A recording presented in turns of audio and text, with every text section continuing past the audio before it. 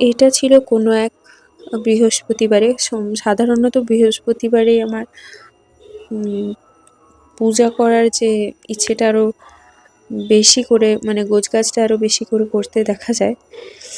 আর পূজা করার মধ্যে ভক্তি চাইতে বেশি মনটা অনেক শান্ত এ কারণেই থাকে, কারণ সেদিন হচ্ছে গিয়ে সকাল থেকে নিজেকে একটু স্নান টান করে পরিপাটি হয়ে গুছিয়ে সমস্ত কিছু যখন আমরা পুজো করা শুরু করি, তখন এই গোছাতে গোছাতে মনটাও কোথায় একটা জায়গায় আমার মনে হয় স্থির হয়ে যায়, যে কারণেই পুজো জিনিসটা আমার বেশি ভাল লাগে।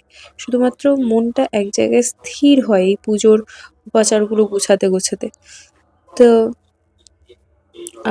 এখানে আমি আলপনা দিচ্ছিলাম, তারপরে অনেককে দেখি সলতেটা কিরকম বুক সলতে একটা করে প্রদীপ জ্বালায়। আমারও সেদিন ইচ্ছে হলো, এবং যেহেতু আমি অলস তাই জন্য এই টেকনিক তেলে পুরোটা ডুবিয়ে নিয়ে করলেই হতো, কিন্তু না, আমাকে এভাবেই করতে হবে। তারপর সেদিন মেনলি ফুল তোলা, আলপনা দেওয়া, এই কাজগুলো